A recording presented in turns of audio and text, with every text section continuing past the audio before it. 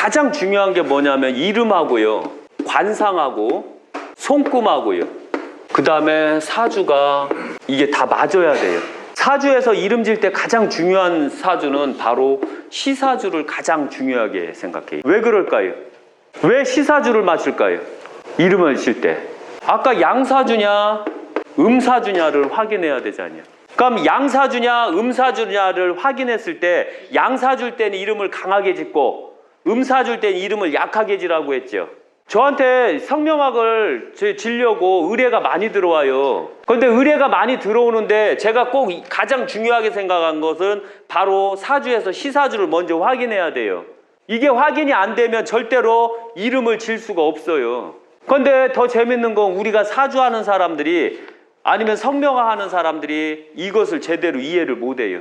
이해를 못하다 보니까 이름을 막 개판으로 짓는 거예요. 그럼 저한테 오면 거의 개명결정을 내버려요. 성명학을 알아야 되고 오늘이 성명학 이제 마지막 제하는 거거든요. 왜냐하면 너무 몰라서 제가 성명학을 안 하려고 했었거든요. 이 구한문을 가리키면 안 돼요. 구한문을 안다는 건 내가 신이 될 수 있다는 뜻이에요. 구한문을 완전히 독파를 해버리면 나는 한문을 비록 얼마 모르지만 이 경전을 다 해독할 수가 있어요. 어떠한 경전 다 해독하고 사람들이 말하는 그 의미, 뜻 있죠. 그걸 다 분석을 할 수가 있어요. 그 공부를 많이 안 해도 분석을 할 수가 있어요. 그리고 어떠한 그림, 어떠한 철학적인 거, 어떠한 도적인 거 이걸 다 구한문으로 다 풀이하는 거예요. 구한문은 공자님 학문이라고 했죠. 공자님 함자가 공구시니까 옛구자를 안 써요. 상형문자 이런 거 다 필요가 없어요. 구한문 들어가게 되면 그렇게 구한문이 무서운 거거든요. 그래서 바로 이 사주를 볼 때 가장 아기가 먼저 태어났을 때 가장 중요한 게 바로 사주를 먼저 확인을 해야 돼요. 꼭 사주를 확인해서 강한 사주냐 약한 사주냐를 먼저 알아야 돼요. 그 다음에 중요한 게 이 세 가지예요. 제가 이름 짓는 방법 중에 꼭 세 가지를 꼭 확인하거든요. 첫 번째, 이름을 지을 때 가장 중요한 게 관상과 손금이에요. 그러니까 관상을 못 보는 자, 손금을 못 보는 자는 절대적으로 성명학을 해서는 안 돼요. 이 두 가지하고 이 사주하고 관상하고 손금을 못 보는 자는 절대 성명학하지 마세요. 왜 그럴까요? 맞아요. 맞출 방법이 없어요. 첫째가 왜? 역마살이라는 거 아세요? 이름에 역마살이 들어오는 거 아세요? 역마살을 어떻게 생각하세요? 역마살 아세요? 흔히 돌아다니는 걸로 알고 있죠. 그런데 실제 한문을 풀이하면 뭐냐면 죄인이 팔짱을 끼고 줄을 이어 재수처럼 질질질 끌려간다는 뜻이에요. 엮어서 간다는 뜻이 바로 역마살이거든요. 한문으로 풀이하면. 그런데 여기서 나오는 게 뭐냐면 줄줄줄 끌려갈 때 내가 마음대로 갈 수 있어요? 내 마음대로 못 가요. 실제적으로 역마살의 뜻은, 사주의 뜻은 일반적으로 막 돌아다닌다, 이게 역마살이 아니에요. 우리가 이 정도로 한문에 미지해서 그런 거예요. 그래서 기차처럼 내가 원하는 대로 가는 게 아니라 어떤 힘의 굴림자가 말에 끈을 무고 질질질 끌려간다는 뜻이 바로 역마살의 뜻이에요. 내가 생각하지 않고 내가 의도하지 않은 상태에서 끌려간다는 뜻이 바로 역마살이에요. 그런데 더 재밌는 건 사주는 여기서 끝나요. 이름을 딱 짓게 되면 사주하고는 관계가 없어져요. 이때부터는 사주를 보고 이름을 졌으나 이름이 1번이 들어가 버려요. 그 다음에 2번이 관상이 들어가고 3번이 이 손금이 들어가 버려요. 그리고 사주는 4번으로 들어가는 거예요. 이 4번으로요. 왜 그럴까요? 맨 처음에 태어날 때는 사주가 엄청 중요해요. 그러나 이름을 딱 짓는 순간서부터 사주는 시간에 불과한 거예요. 내가 가는 시간, 내가 가야 될 시간을 표현한 거예요. 중요하겠어요? 안 중요하겠어요? 그거는 사주 볼 때나 중요한 게요. 이름을 딱 진 순간서부터는 이게 필요가 없어졌죠. 그래서 항시 그 이름을 지면 항시 사주보다도 더 앞서는 게 이름이에요. 이름이 막 움직여줘야 되거든요. 이때 바로 이름하고 관상하고 안 맞는 경우가 있거든요. 예를 들면 안 맞을 확률이 가장 높은 사람, 죄송하지만 유튜브 나와도 되는 사람 손 들어보세요. 성함이 어떻게 되시죠? 빅광자에 올레자요. 올래요? 안 되고요. 똑같아요. 틀려야 돼요. 관상하고. 손할 손자, 아들 자자. 네, 나오셔요. 이분이 틀려요. 유튜브에 나갈 거예요. 이쪽으로 딱 와서 보세요. 이건 관상 때문에 그런 거예요. 이쪽으로 돌아보시고 딱 앞에 보시고 오늘 그 약세생불사 유튜브 촬영하는데 이렇게 도법을 듣고자 해서 오신 분이에요. 첫째가 이분은 사내남은 맞아요. 성격이 똑같지요. 남자 같지요. 순할 순을 썼어요. 순할 것 같아요? 안 순하죠? 딱 보기에 카메라 한번 보여주세요. 하나도 안 순해져. 그런데 한 집안을 이끌어 나가는 남자가 열심히 남자 일을 하는 거예요. 집안을 먹여 살리고 집안을 위해서 희생해 나가요. 나가는데 집안 사람들이 내 마음을 많이 다치게 만들어요. 왜 그럴까? 왜 다치게 할까요? 이분 관상은 첫째가 옳고 그름이 명확해요. 쓰잘데기 없는 생각이 너무 많고요. 그 다음에 또 하나 이분은 아둔하고 답답하면 승질이 나버려요. 그리고 집착이 너무 강해요. 쪼잔해요. 저하고 똑같이 쪼잔해요. 그래서 그게 해결이 돼야지 끝나버려요. 이분은 그게 해결이 안 되면 안 끝나요. 계속 생각나서 해결될 때까지 생각나는겨. 꼭 그것을 이루려고 하는겨. 그러니까 성질이 더럽지요. 근데 순하다고 져준 거예요. 또 이분은 자존심이 한우를 찔러요. 그 아들 자자는 그대로 맞는데 순할 수는 안 맞는다라는 걸 말씀드리기 위해서 그런 거예요. 그래서 이분은 왜 그렇게 순할 수는 왜 져줬을까요? 그 선조님들이 방어를 잘 치워준 거예요. 왠지 아세요? 승질이 더럽더라도 조금 낮춰라. 낮춰라 해서 선조님들의 지혜로 이렇게 이름이 져지신 거예요. 이해 가시겠죠? 그런 거 같죠? 죄송해요. 괜찮아요. 예. 앉아주시고, 예. 그러니까 밑에 남동생만 넷이. 예. 하도 엄마를 못 살게 구른겨. 승질이 더러워서. 이게 바로 남자를 낳고 안 낳고가 결정되는 거고, 그게 바로 이름하고 관상하고 안 맞는다라는 거예요. 안 맞는 것을 찾아낸 거예요. 근데 한자, 아들 자자는 맞았고 바로 순할 수는 저분은 안 맞아요. 또 한 분이요. 유튜브에 나가도 되는 분. 예. 성함이 어떻게 되세요? 정명희 영이 무슨 영자 쓰시죠? 꽃뿌리 형제 미지기자. 예. 나오시고요. 저분도 안 맞아요. 예. 이쪽에서. 이분은 엘로드도 직접 교육도 받으시면서 이번에 보성에서 묘자리도 직접 도와주셨고 실제 시신도 직접 보신 분이에요. 그런데 이분께서는 첫째가 계집이자가 맞을까요? 안 맞을까요? 이분이 계집이자를 써요. 이 무서운 자를. 이분께서 계집이자를 썼어요. 맞을까요? 안 맞을까요? 그럼 이분 신랑은 왕이겠네요? 왜 안 맞을까요? 이분은 계집이자가 왜 안 맞을까요? 약하신 분이에요. 딱 봐도 약해 보이죠? 딱 해도 골골하겠죠? 딱 해도 일 됐다 못하게 생겼죠? 일 잘하게 생겼어요? 아니요. 못하게 생겼죠? 예. 딱 하면 남자가 막 해줘야죠? 예. 남자는 속았이요. 이쁜 거에 속았이요. 왜? 여자는 힘센 여자가 들어와야 돼요. 여자는 빨래도 잘하고 여자는 김치도 잘 담고 여자는 막 등찌개도 잘 재야 돼요. 그런 여자하고 살아야 남자가 편한 법이요. 그런데 못하게 생겼잖아요. 이런 여자가 계집이자를 쓰면 뒤에 신하들이 졸졸졸 마님 하고 쫓아가야 되잖아요. 아니면은 마마 하고 쫓아가야 되잖아요. 마마 되것이요, 안 되것이요? 안 되죠. 근엄함이 없죠. 그래서 바로 계집이자는 카리스마가 있어야 돼요. 딱 짜려봐야 되고 팍 매야. 그 드라마에서 보셨죠? 여인천하에서 그렇게 독해야 돼요. 그런데 독하게 생겼어요, 안 생겼어요? 안 생겼죠? 바로 이런 분은 계집이자를 쓸 수가 없어요. 그래서 이 관상하고 안 맞는다는 걸 보여주기 위해서 그런 거예요. 그 다음에 가운데가 뭐라고 하셨죠? 꽃뿌리 형제. 꽃뿌령이 무슨 뜻일까요?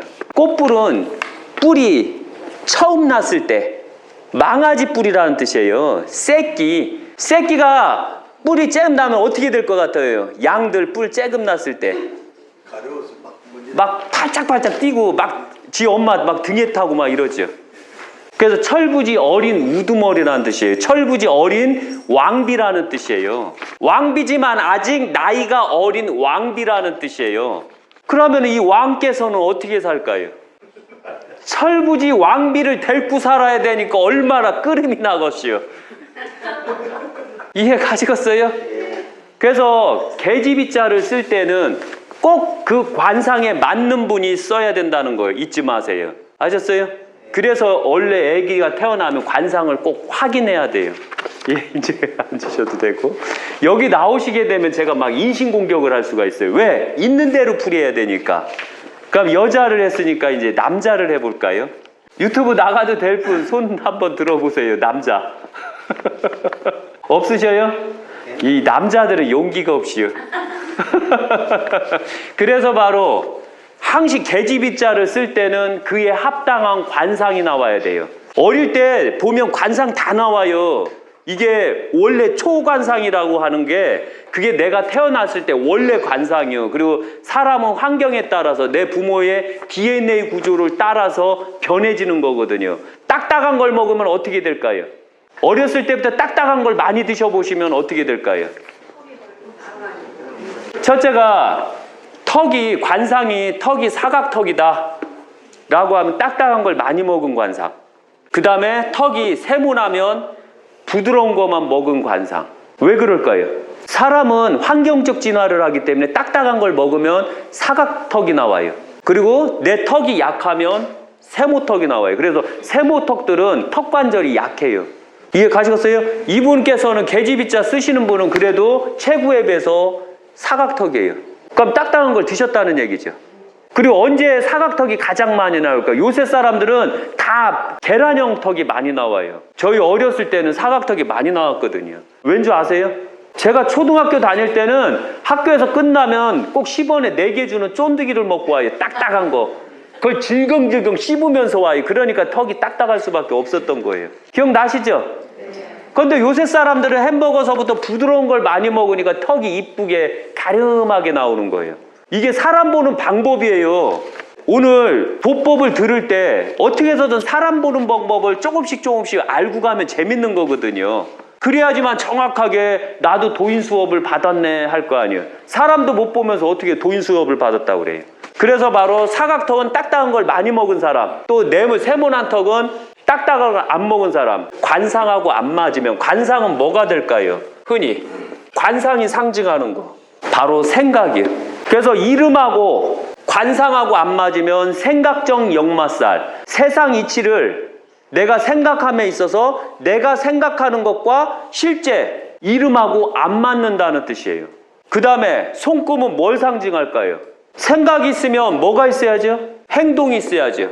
이름하고 관상하고 안 맞으면 내가 생각하는 세상과 안 맞는다, 행동이 안 맞는다는 뜻이에요. 그래서 손금하고 이름하고 안 맞는 경우가 많아요. 그리고 이름하고 관상하고 안 맞는 경우가 많고, 아까 보여드렸다시피 실제 여기 오신 분들을 확인하고 보였다시피 안 맞는 경우가 많다는 거 잊지 마세요. 그리고 이게 딱 맞는 경우는 제가 아까 손들었어도 제가 캔슬을 내버린 거예요. 왜? 동일하니까. 이름하고 똑같으니까. 똑같은 사람들은 역마살이 없어요. 그런데 틀리면 역마살이 생기는 거예요. 이게 바로 이름, 관상, 손금이 안 맞았을 때 이런 현상이 일어난다는 거 잊지 마세요. 예. 배우자의 이름도 나에게 영향을 미치나요? 예. 첫째가 배우자 이름이 나에게 영향을 미칠까요? 안 미칠까요? 근데 만약에 아까 저분께서 나오신 분이 계집이자를 썼어요. 왕비예요. 왕비를 얻었는데 왕이 안 됐으면 어떻게 될까요? 안 되죠. 그럼 저분이 결혼을 잘못했을까요? 남자분이 너무 큰 여자를 선택했을까요? 결혼을 좀. 큰 여자를 선택했지. 남자분은 너무 큰 여자를 선택했어요. 예, 맞아요. 아까 그러니까 그죠? 그러니까 결혼을 잘못했죠. 그렇게 말씀하시면 안 돼요. 그걸로 원망이 가는 게요. 그러니까 바로 남자는 저 여자를 섬길 수 있는 능력이 안 되는 게요. 저 능력을 채워주려면 저 여자분께서 갖고 있는 왕비 능력을 해줘야 돼요. 그러면 어떻게 해야 돼요? 두 사람이 있어요.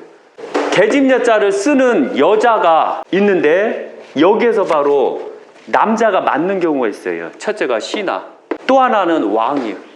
이 여자가 부려야 될 사람이고 결혼할 사람이요. 신하. 하이 신하. 그죠? 남자가 능력이 없을 때는 신하가 돼버리는 거예요.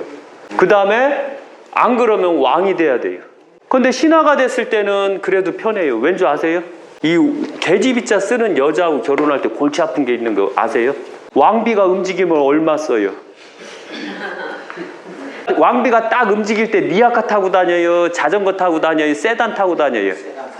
세단 타고 다니죠. 그럼 돈 이빠이 벌어서 밀어줘야죠. 아니면 왕이 돼서 내가 돈 많은 상태 아니에요. 쓰고 싶은 대로 주면 되잖아요. 오늘 1억 쓰고 와. 오늘 한 10억 쓰고 와. 오늘 저 땅 사고 와. 이럴 거 아니에요, 왕은. 근데 안 그런 신하는 어떻게 해야 될까요? 왕비하고 결혼할 때 이빠이 노력해도 왕비가 쓸 돈이 안 나와요. 계집자는 쓰는 여자들은 이상하게 돈이 많이 나가요. 이걸 명심 또 명심하셔야 돼요. 그럴 바에는 차라리 신하가 돼갖고 네 마님 하고서 살아야 돼요. 아니면 주는 대로 먹고 살아야 돼요. 돈을 많이 벌어야 되겠지. 근데 돈을 엄청나게 많이 버는 왕비하고 살면 신하가 편해요. 근데 재수없게 돈 못 버는 왕비하고 딱 결혼해요. 어떤 일이 생길까요? 나라가 없는 왕비가 나을까요? 나라가 있는 왕비가 나을까요? 능력이 있는 왕비는 나라가 있는 것이고 능력이 없는 왕비는 나라가 없는 왕비예요. 그럼 열심히 싸워서 나라를 바쳐야지. 그죠? 그래야지 왕비 값어치가 되는 거예요. 바로 요게 배우자한테 해줄 수 있는 복이에요.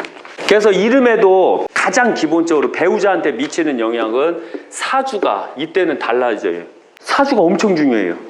배우자한테 미치는 영향. 그 다음에 이름이요. 그 다음에 관상이요. 그 다음에 손금이요. 요 순으로 가요. 1번, 2번, 3번, 4번으로 가요. 이름에 미치는 영향을 봤을 때는 그 배우자한테 미치는 영향은 이름이 두 번째로 가요. 더 중요한 건 사주예요. 그래서 사주를 궁합을 잘 맞춰서 결혼하고 좋은 배우자 이름을 가진 여자하고 결혼하고 좋은 생각으로 하나로 합심하고 좋은 행동으로 서로 하나로 합심하고 한다면 이걸 퍼펙트라고 그래요. 그런데 여기서 하나 빠진 게 있죠. 자식이요. 자식 교육을 잘 시키면 완전히 퍼펙트해요. 항시 신뢰 속에서 만들려면 이걸 다 간파를 해야 돼요. 이걸 간파를 못하면 안타깝게도 맞출 수가 없어요.